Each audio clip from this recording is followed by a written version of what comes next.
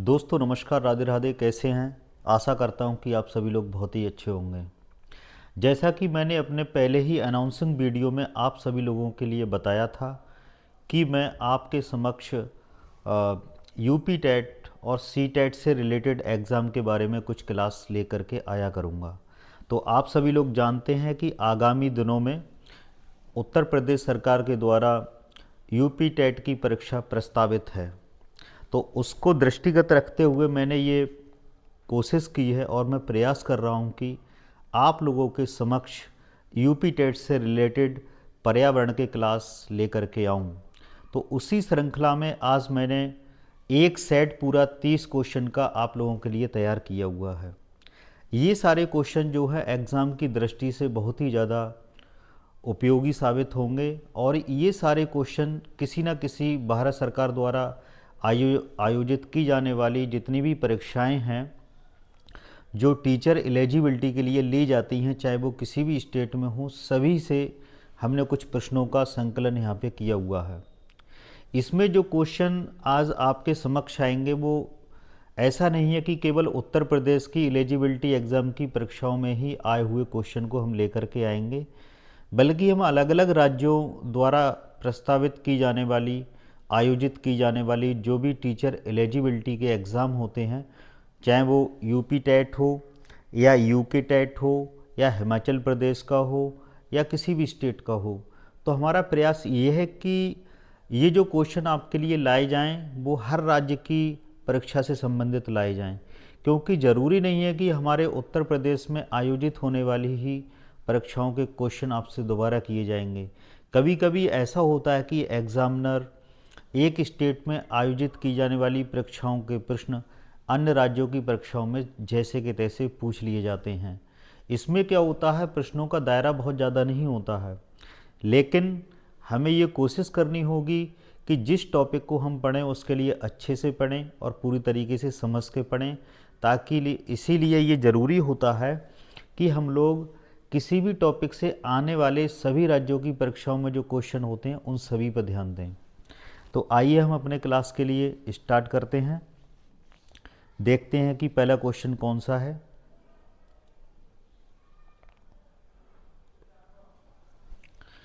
पहला क्वेश्चन आपके सामने है कि निम्न में से कौन पर्यावरण के लिए खतरा है। ठीक है, ईबीएस,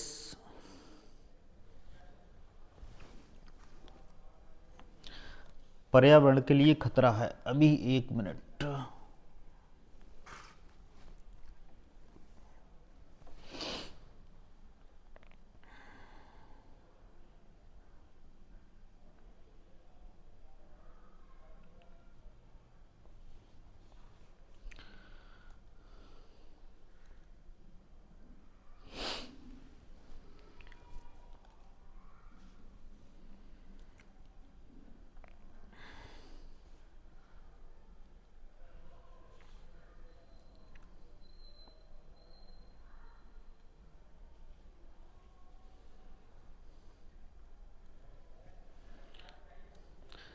पहला क्वेश्चन हमारा है कि निम्न में से कौन पर्यावरण के लिए खतरा है।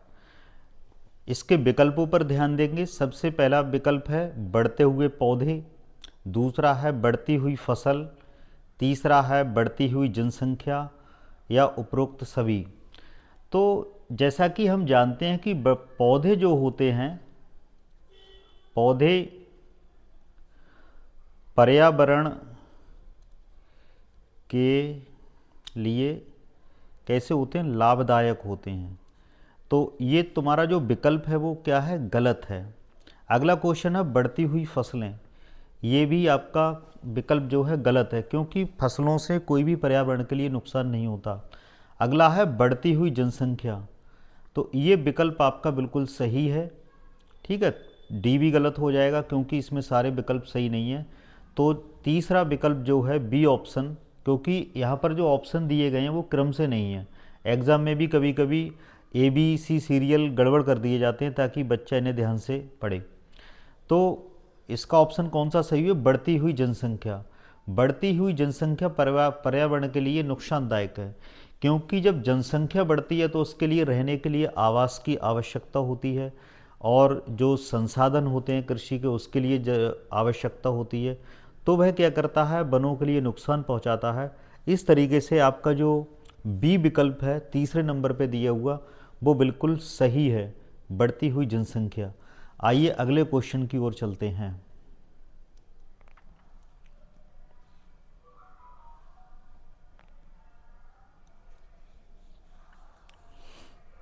अगला जो क्वेश्चन है वो है निम्न में से कौन युग्म सुमेलित नहीं है। ये बहुत ही इंपॉर्टेंट क्वेश्चन है। पहला विकल्प हम पढ़ते हैं कि छोड़ी गई हवा में ऑक्सीजन की मात्रा कितनी होती है, 16% होती है, 16.4%। और ऑक्सीजन की मात्रा कितनी होती है, 21% होती है। ठीक है। दूसरा विकल्प जो है, सांस भीतर ली गई हवा में ऑक्सीजन 21%। तीसरा विकल्प है छोड़ी हुई हवा में 4.4% कार्बन डाइऑक्साइड की मात्रा। चौथा विकल्प है सांस भीतर ली गई हवा में 0.4 कार्बन डाइऑक्साइड की मात्रा। तो सबसे पहले हम ये समझेंगे कि जब हम श्वसन की क्रिया करते हैं तो क्या करते हैं, एक बार सांस के लिए अंदर भरते हैं फिर उसके लिए बाहर छोड़ते हैं। तो पहले हम जब सांस को अंदर भरेंगे यानी कि अंदर जो सांस लेंगे तो उसमें क्या होगा, ऑक्सीजन कितनी लेंगे, ऑक्सीजन की मात्रा उसमें कितनी होगी, 21% होगी। ठीक है। और कार्बन डाइऑक्साइड की मात्रा कितनी होगी,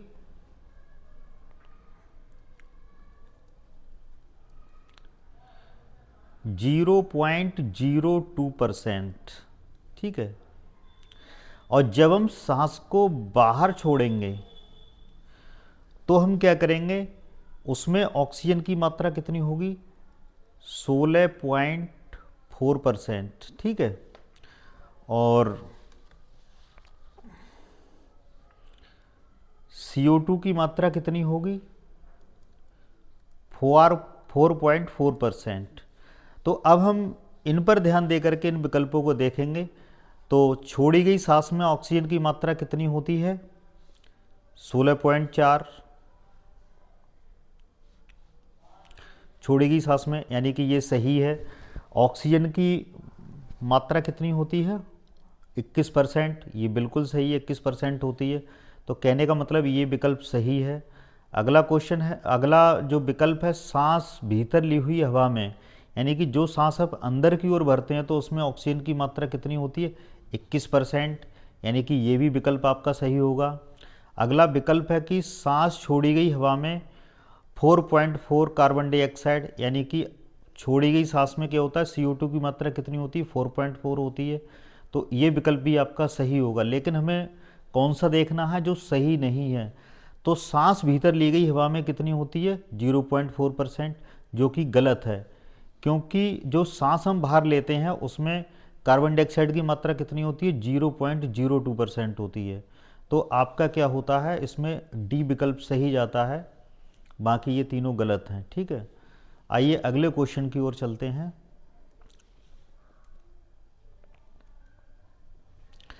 अगला जो क्वेश्चन है,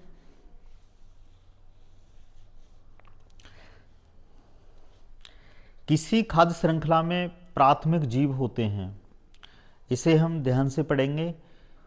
पहला है प्रकाश संश्लेषी। ठीक है। दूसरा है मृतोपजीवी।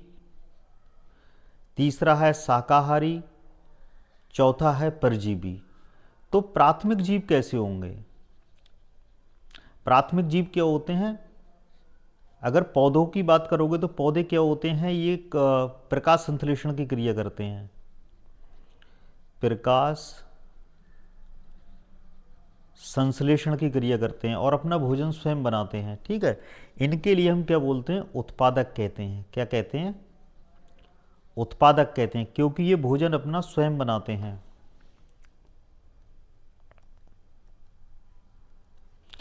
इन्हें क्या बोलते हैं, उत्पादक कहते हैं।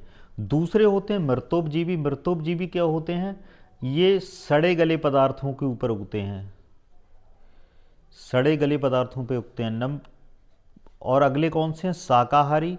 शाकाहारी क्या होते हैं, ये हरे जो पौधे होते हैं उनको भोजन के रूप में प्रयुक्त करते हैं, भोजन के रूप में प्रयुक्त करते हैं। ठीक है, परजीवी क्या होते हैं? ये अन्य जीवों के ऊपर,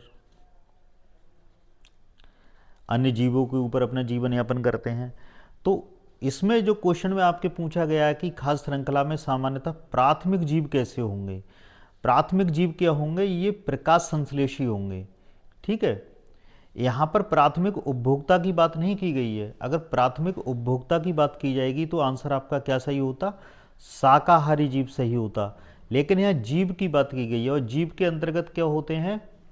पौधे और जंतु दोनों आते हैं। तो हम यहाँ पे ये विकल्प कौन सा सही करेंगे? प्रकाश संश्लेषी सही करेंगे। आइए आगे चलते हैं।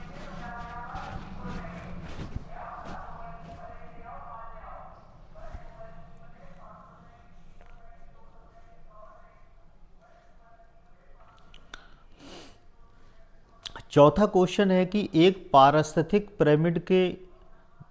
पारिस्थितिक वातावरण के पिरामिड में तीसरा पोषण स्तर है। ठीक है, तीसरा पोषण स्तर होता है अपघटक। अपघटक क्या होते हैं? ये क्या करते हैं?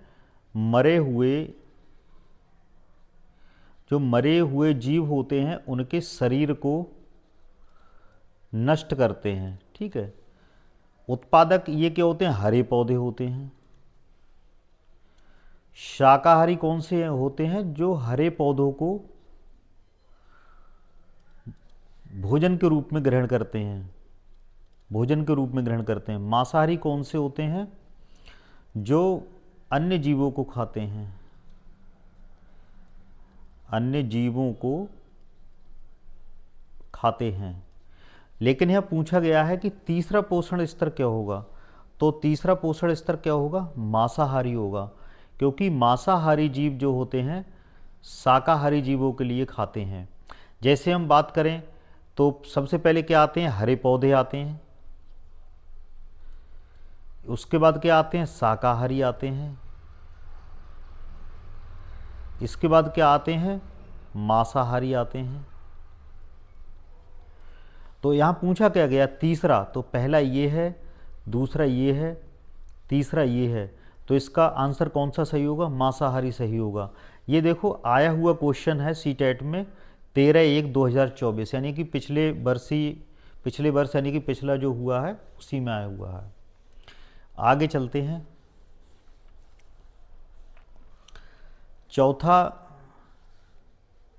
पांचवा क्वेश्चन आपके सामने है। कार्बन क्रेडिट की संकल्पना निम्नलिखित में से किससे उद्भूत हुई है, यानी कि किससे बनी है? पहला है पृथ्वी सम्मेलन, दूसरा है क्योटो प्रोटोकॉल, तीसरा है मॉन्ट्रियल प्रोटोकॉल, अगला है G8 शिखर वार्ता। तो इसका क्या है? इसका सही आंसर जो है क्योटो प्रोटोकॉल है। ठीक है, ठीक है, कौन सा है? क्योटो प्रोटोकॉल है। आइए आगे चलते हैं।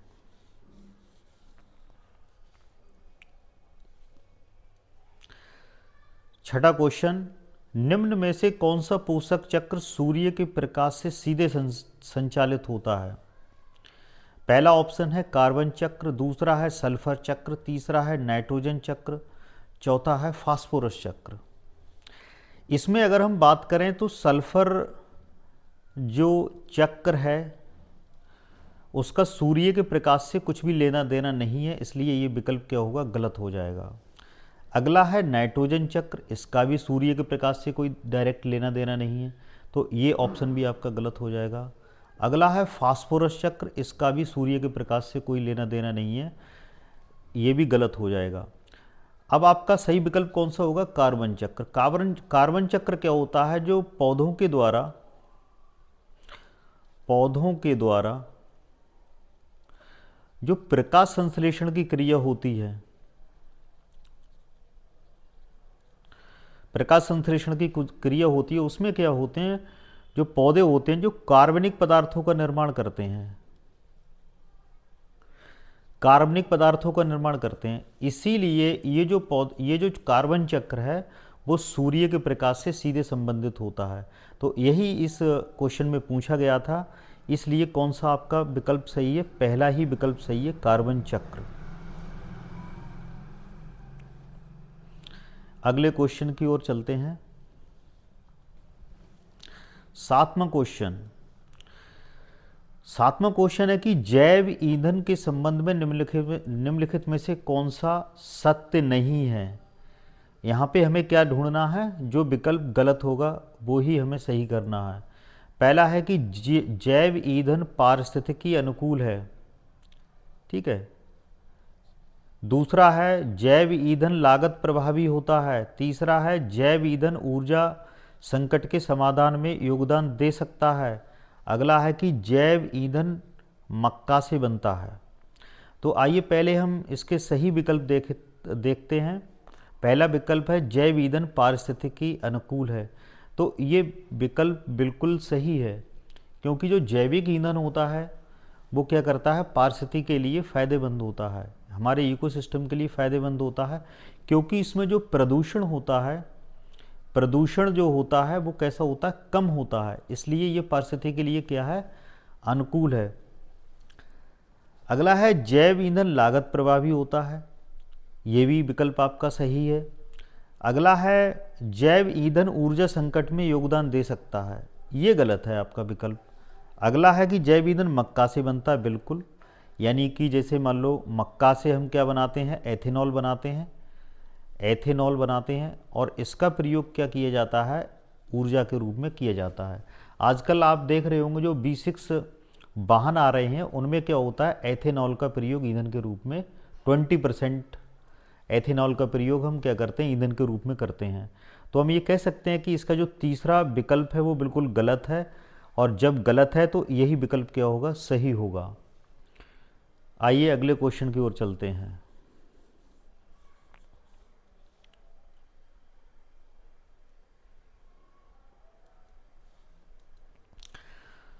आठवां क्वेश्चन है कि निम्नलिखित में से कौन जैव मंडल का अजैविक घटक पूछा है। हमें ये पता होना चाहिए कि जैव मंडल में दो घटक होते हैं। पहला होता है जैविक, जैविक, और दूसरा होता है अजैविक। जैविक का मतलब क्या होता है, इसमें जो जितने भी घटक होते हैं वो कैसे होते हैं, लिविंग होते हैं, यानी कि सजीव होते हैं, हम ये भी कह सकते हैं। और अजैविक में कैसे होते हैं, नॉन लिविंग होते हैं, नॉन लिविंग घटक होते हैं। तो अब हमने जो भी विकल्प इसमें दिए गए हैं उनमें से हमें ये देखना है कि कौन सा लिविंग है, कौन सा नॉन लिविंग है, और हमें आंसर में कौन सा चुनना है, नॉन लिविंग चुनना है, जिसमें जीवन ना हो। तो आइए हम चुनते हैं। पहला जो विकल्प है वो है कवक। कवक ये कैसा है, ये तो भाई लिविंग है, क्योंकि लिविंग है। दूसरा है प्रोटीन, ये कैसा है, ये नॉन लिविंग है, नॉन लिविंग है। अगला कौन सा है, मृदा, ये भी कैसा है, नॉन लिविंग है। अगला है फास्फोरस, ये भी कैसा है, नॉन लिविंग है, ठीक है। तो लेकिन हमने ये पूछा कौन सा है, कि निम्नलिखित में से कौन जैव मंडल का अजैविक घटक है। तो अजैविक घटक हमें ढूंढना है। तो अजैविक घटक कौन सा होगा, अजैविक घटक कौन सा होगा, प्रोटीन, मृदा, फास्फोरस। दोस्तों ये क्वेश्चन ही आपका इसमें गलत छपा हुआ है, क्योंकि ये सारे कैसे हैं, ये तो अजैविक घटक हैं, लेकिन यहाँ पे क्या होना चाहिए, जैविक होना चाहिए। ये कैसा होना चाहिए, जैविक होना चाहिए, तो ये आपका गलत है। तो जैविक घटक पूछा गया, तो इसका आंसर कौन सा होगा, कवक ही सही होगा। अजैविक में तो सारी चीज़ें आ जाएंगी, प्रोटीन, मृदा, फास्फोरस, ठीक है। हाँ ये भी सही हो सकता है एक हिसाब से देखा जाए, क्योंकि प्रोटीन और फास्फोरस इसके घटक होते ही नहीं है जैव मंडल के, मृदा होती है घटक। तो अजैविक घटक में क्या हो जाएगा, इसका आंसर मृदा सही होगा, ठीक है। अगर जैविक घटक पूछा जाए तो क्या सही होगा, कवक सही होगा। प्रोटीन और फास्फोरस जैव मंडल के घटक नहीं हैं। तो आइए हम आगे अगले क्वेश्चन की ओर बढ़ते हैं।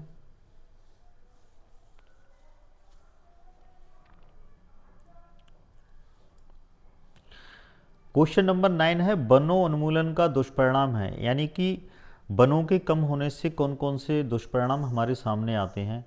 पहला है मृदा अपरदन में वृद्धि,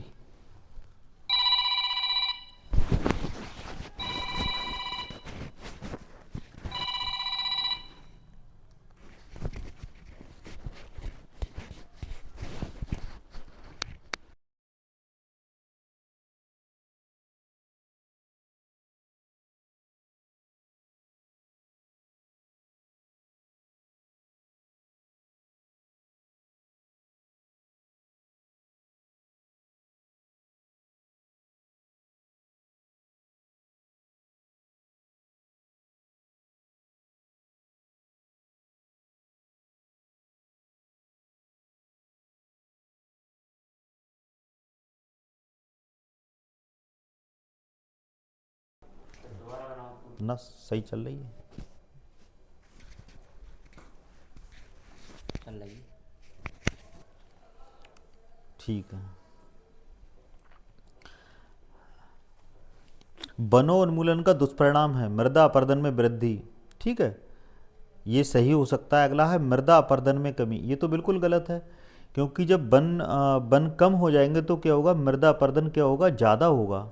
अगला है वन्य जीव जंतुओं की संख्या में वृद्धि। ये भी बिल्कुल गलत है, क्योंकि वन्य जीव संख्या में क्या होगी, कमी होगी, क्योंकि वन ही नहीं रहेंगे तो उसमें जीव कहाँ से होंगे।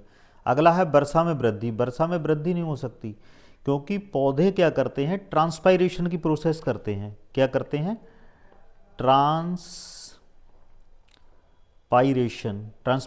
करते हैं। इससे क्या होता है, बाष्पोत्सर्जन करते हैं, जिससे क्या होता है, पौधे वर्षा कराने में सहायक होते हैं।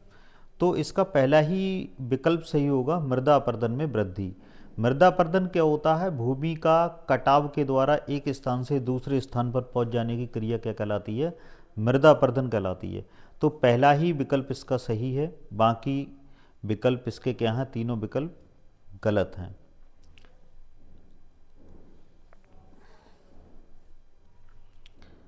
अगले विकल्प की ओर चलते हैं। क्वेश्चन नंबर 10 आपके सामने, पर्यावरण के जैविक घटक हैं। अभी हमने बताया था जैविक और अजैविक घटकों के बारे में। जैविक घटक कौन से होते हैं, जो लिविंग होते हैं। कौन से होते हैं, जो लिविंग घटक होते हैं, यानी कि जो सजीव होते हैं, वही क्या होते हैं, जैविक घटक होते हैं। आइए नीचे से चलते हैं। क्या नदियाँ सजीव होती हैं, नहीं होती, तो ये ऑप्शन गलत है। पहाड़ क्या सजीव होते हैं, नहीं होते, तो ये भी गलत है। मैदान क्या ये सजीव होते हैं, ये भी गलत है। पौधे ये कैसे होते हैं, सजीव होते हैं। तो ये क्या है, हमारे पर्यावरण का ये क्या है, जैविक घटक है, इसलिए ये विकल्प ए इसका बिल्कुल सही आंसर है।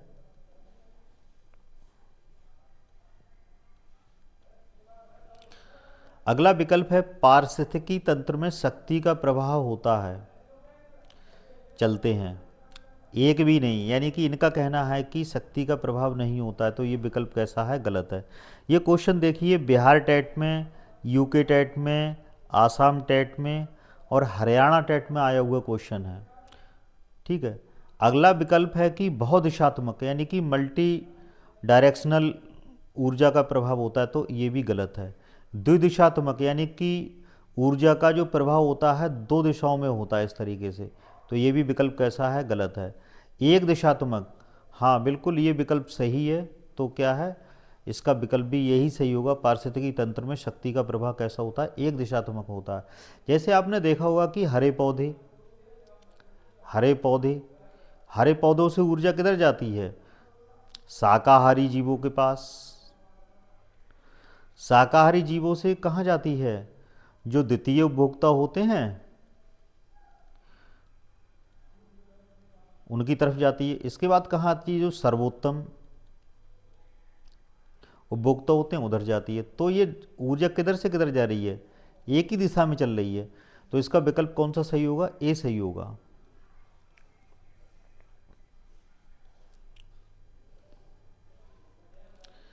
क्वेश्चन नंबर 12, ऊर्जा का पिरामिड का सबसे ऊपरी भाग कौन सा है।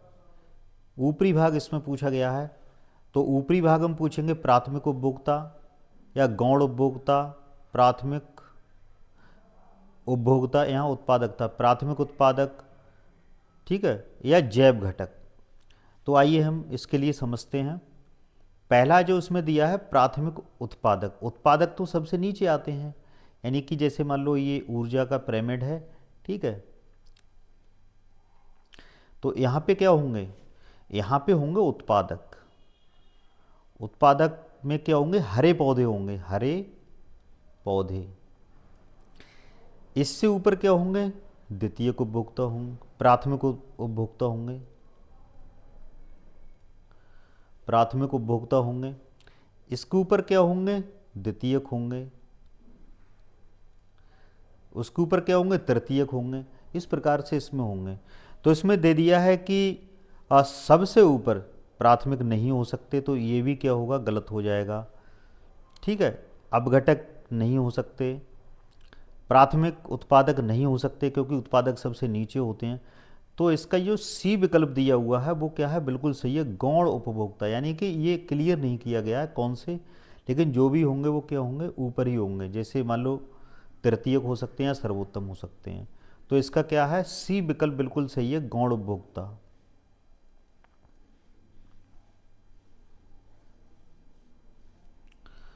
अगला अगला जो क्वेश्चन है,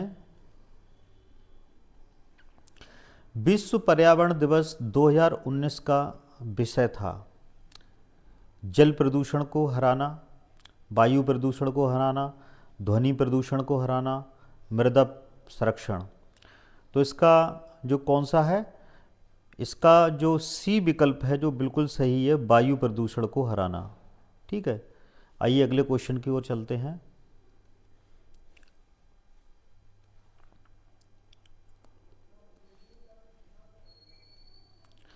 अगला क्वेश्चन है, पारिस्थितिक तंत्र में प्राकृतिक अधिवासों का संरक्षण उनके प्राकृतिक वातावरणों में प्रजातियों का जीवन क्षम जनसंख्या का रख रखाव पुनः प्राप्ति के लिए प्रयुक्त पद है। कौन सा पद है, आंतरिक संरक्षण, गलत है। अपस्थानम संरक्षण, ये भी क्या है, गलत है। परदीय संरक्षण, ये भी गलत है। डी विकल्प आपका सही है, स्वस्थानम संरक्षण। ठीक है, यानी कि उनके ही प्राकृतिक आवास में, जीवों को जब उनके प्राकृतिक आवास में ही रखा जाता है तो इसके लिए हम बोलते हैं स्वस्थानम संरक्षण। तो आपका इसमें क्या है, डी विकल्प सही है।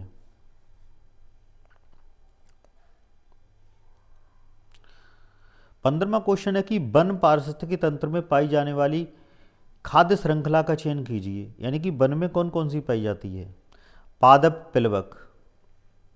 ठीक है, क्या पादप पिलवक वनों में पाए जाएंगे, नहीं पाए जाएंगे, क्योंकि पिलवक तो जल में पाए जाते हैं। अगला है घास टिड्डा मेंढक, यानी कि ये पाए जा सकते हैं। ठीक है, अगला है पर्णकर्कट, शैवाल, छोटी मांसाहारी मछली। क्या मांसाहारी मछलियां जब वनों में पाई जाती हैं, नहीं पाई जाती। अगला है मृत कार्बनिक पदार्थ कवक जीवाणु। ठीक है, तो ये भी क्या है आपका, गलत होगा। तो घास टिड्डा मेंढक ये क्या है, वन का है, वनों में जो घास के मैदान होते हैं उसकी ये एक श्रृंखला है। तो इसका आपका बी विकल्प सही है।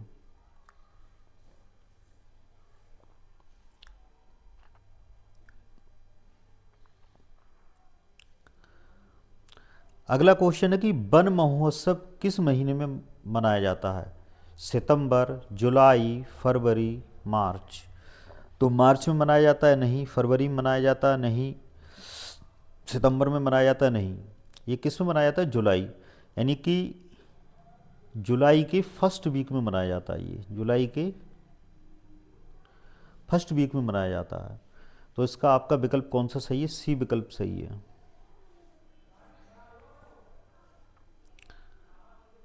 अगला जो क्वेश्चन है, कविता the rime of the ancient mariner,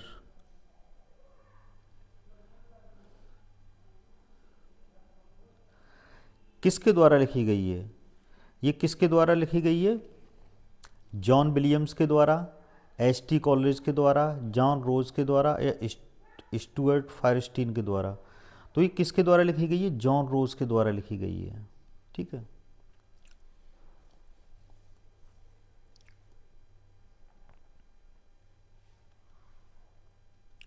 अगला क्वेश्चन है कि निम्नलिखित में से कौन सा पिरामिड प्राकृतिक पारिस्थितिकी तंत्र में कभी उल्टा नहीं हो सकता।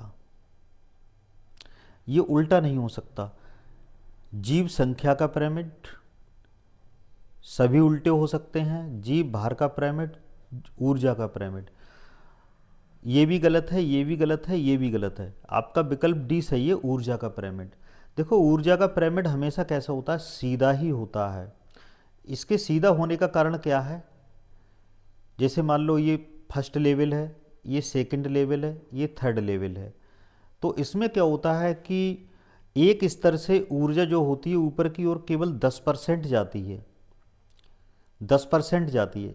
जैसे मान लो यहाँ पर 100 थी तो यहाँ पे कितनी जाएगी, 10 जाएगी। यहाँ पर कितनी जाएगी, 1 ही जाएगी।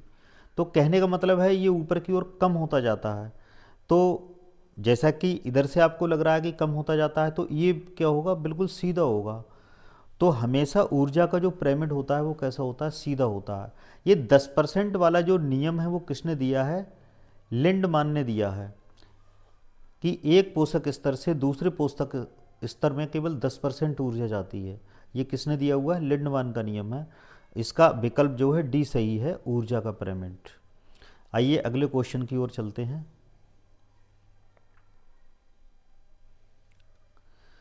19वां क्वेश्चन है कि प्रथम विश्व पर्यावरण दिवस किस वर्ष मनाया गया था। ये किस वर्ष मनाया गया था, 1974 के लिए मनाया गया था। 71 गलत है, 72 गलत है, 1981 गलत है। ठीक है, ये एच टेट में आया हुआ क्वेश्चन है, तो इसका सही विकल्प कौन सा है, 1974।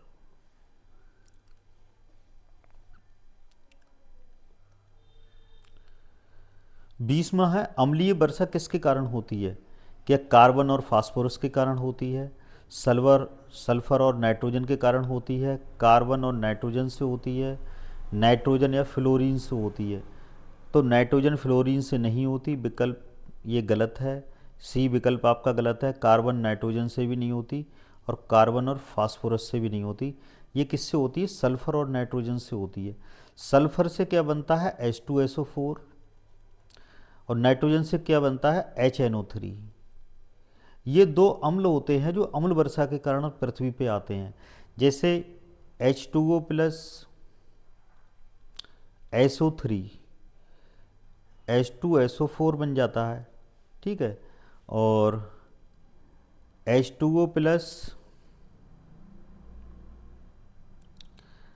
NO2 इक्वल टू H2HNO3, यानी नाइट्रिक अम्ल बन जाता है इसमें। ठीक है, नाइट्रिक अम्ल बन जाता है। तो कौन सा सही है, सल्फर तथा नाइट्रोजन। तो आपका बी विकल्प सही है, बाकी सभी क्या हैं, गलत हैं। तो जब भी अम्ल वर्षा होती है तो अम्ल वर्षा के साथ में जो पहली बरसात होती है तो क्या होता है कि नाइट्रिक अम्ल और सल्फ्यूरिक अम्ल दोनों आते हैं। इसलिए जो इमारतें हैं और जो धातुओं की चीज़ें होती हैं वो क्या होती हैं, इन अम्लों की वजह से खराब हो जाती हैं।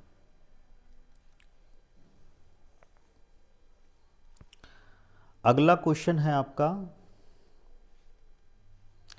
21वां क्वेश्चन है, प्रत्येक पारिस्थितिकी तंत्र में सभी प्रजातियां किससे जुड़ी होती हैं। खाद्य श्रृंखला से जुड़ी होती हैं, पौधों से जुड़ी होती हैं, प्राणियों से जुड़ी होती हैं, खाद्य जाल से जुड़ी होती हैं। तो दोस्तों क्या होता है, खाद्य श्रृंखला गलत है, पौधे गलत है, प्राणी गलत है। इसका सही विकल्प कौन सा सही है, डी, खाद्य जाल।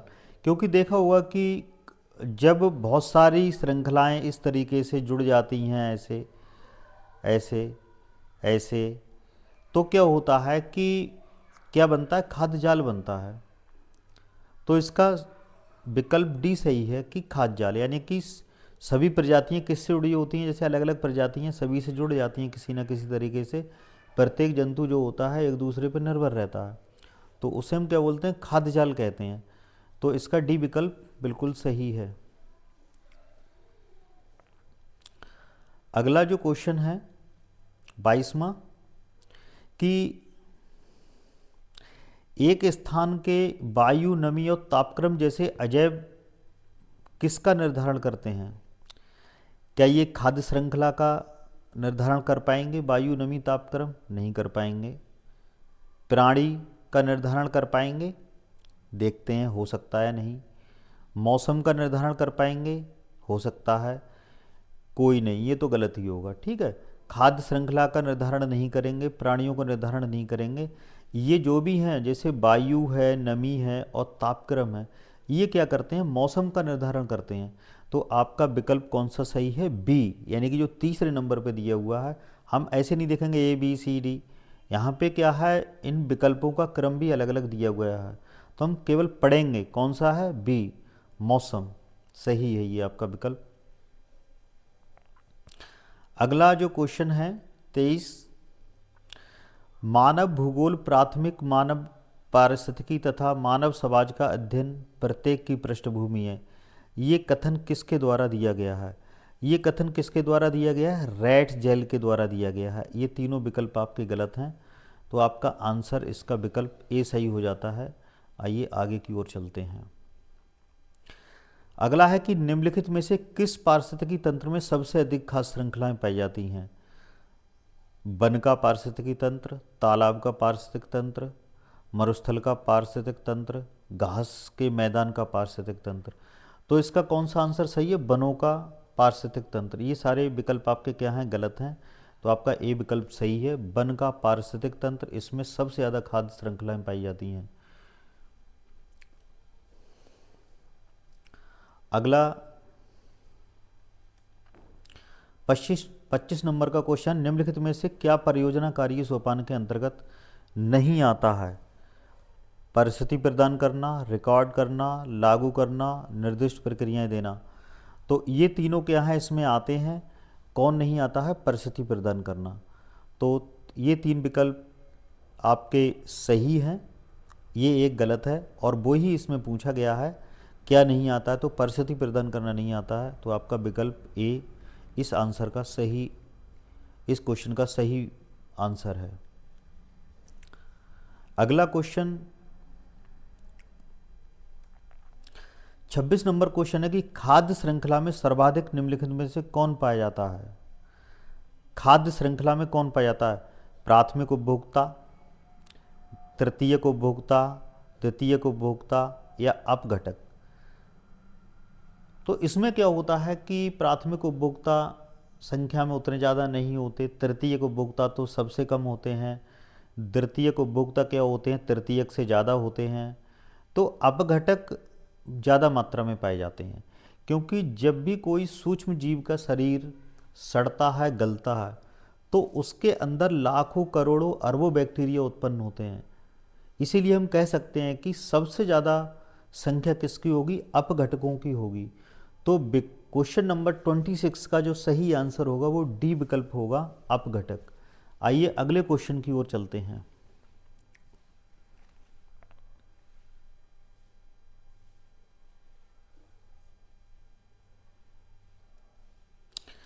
सत्ताईस नंबर आपका क्वेश्चन है कि तालाब के पारिस्थितिक तंत्र में निम्न में से कौन सा जीव एक से अधिक पोषण स्तर में पाया जाता है?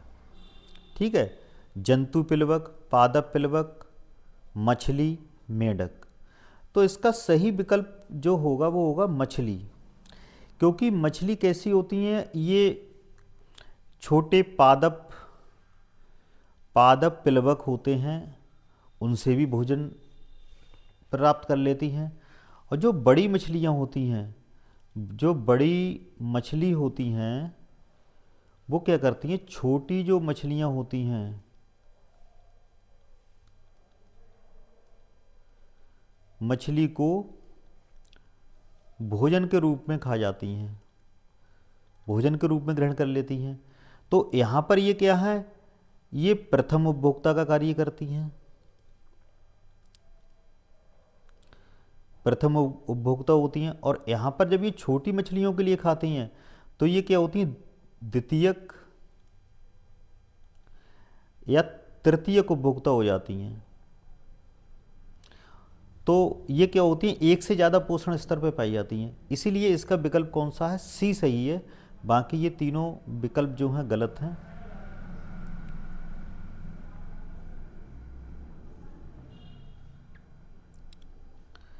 अट्ठाईस नंबर का क्वेश्चन है, यदि उत्पादक स्तर पर 20 जूल ऊर्जा ट्रैप की जाती है, जैसे मान लो हरे पौधे होते हैं, जैसे मान लो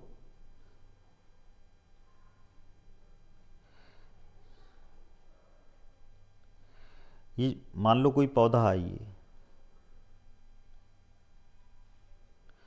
इस पे क्या पड़ रहा है? सूर्य का प्रकाश पड़ रहा है। ये क्या कर रहा है? 20 जूल यानी एनर्जी के लिए ये क्या कर रहा है? ट्रैप कर रहा है, 20 जूल एनर्जी को ट्रैप कर रहा है। अब ये पूछा क्या गया है कि पौधे, सांप, पौधे, चूहे, सर्प, मोर, ये 4 प्राणी दिए गए हैं। तो मोर के लिए पूछा गया है कि मोर के लिए कितनी ऊर्जा पहुंचेगी। तो यहाँ पर क्या हम ये देखेंगे, जो लिंडेमैन हैं उन्होंने एक नियम दिया था, लिंडमैन ने, इन्होंने क्या 10% एनर्जी वाला नियम दिया था। इन्होंने बताया था कि एक पोषक स्तर से दूसरे पोषक स्तर पर क्या होती है, 10% ऊर्जा जाती है। तो सबसे पहले क्या होंगे, पौधे। पौधे देखते हैं, पौधों के लिए कितनी ऊर्जा मिली, 20 जूल। इसके बाद में क्या दिए गए, चूहे। चूहे, अब 20 का 10% कितना होगा, 2 होगा, यानी कि 2 जूल ऊर्जा किसके लिए मिलेगी, चूहों को मिलेगी। तीसरा क्या है, सर्प। ठीक है, सर्प। तो 2 का 10% क्या होगा, 0.2 जूल। तो सर्प के लिए कितनी एनर्जी मिलेगी, 0.2 जूल मिलेगी। इसके बाद में क्या है, मोर है। इसका 10% क्या होगा, 0.02 जूल। तो आपका विकल्प जिसमें ये 0.02 जूल होगा वही सही होगा। तो देखते हैं, ये पहले ही विकल्प में सही है, 0.02 जूल। तो आपका आंसर कौन सा सही होगा, ए। बाकी ये सारे विकल्प क्या होंगे, गलत होंगे।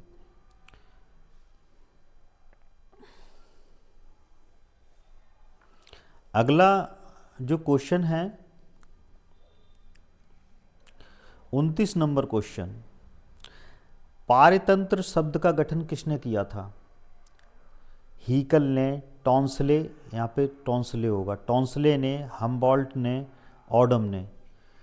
तो ऑडम इसका गलत है, हम्बॉल्ट भी इसका गलत ऑब्जेक्ट है, हीकल भी इसका गलत है। तो इसका सही विकल्प कौन सा है, टॉन्सले। यानी कि पारतंत्र का गठन किसके द्वारा किया गया था, टॉन्सले ने किया था।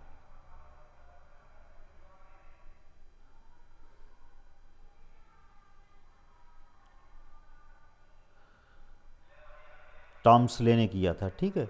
तो आपका कौन सा सी विकल्प, यानी कि सेकंड नंबर का जो विकल्प है वो कैसा है, सही है।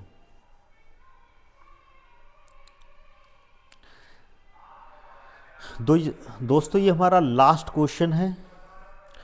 तो इसमें हम देखेंगे कि पर्यावरण से संबंधित कौन सा कथन जो है असत्य है, ये पढ़ेंगे हम इसमें, ठीक है।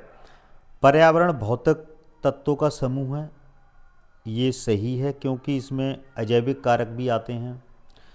पर्यावरण हमेशा स्थिर रहता है, ये गलत लग रहा है मुझे। आओ सभी पढ़ते हैं। पर्यावरण में क्षेत्रीय विविधता होती है, बिल्कुल सही बात है। अलग अलग क्षेत्रों की विविधता अलग अलग होगी। अगला है, पर्यावरण नियंत्रण एवं स्वपोषण पर आधारित होता है। तो ये भी गलत है। आपका विकल्प कौन सा सही है, बी सही है। तो ठीक है, आज का इतना ही सेशन था। आप सभी लोगों से मैं इसी के साथ में विदा लेना चाहता हूँ। बहुत बहुत नमस्कार, आपने इतना समय दिया, आपका बहुत बहुत आभारी हूँ।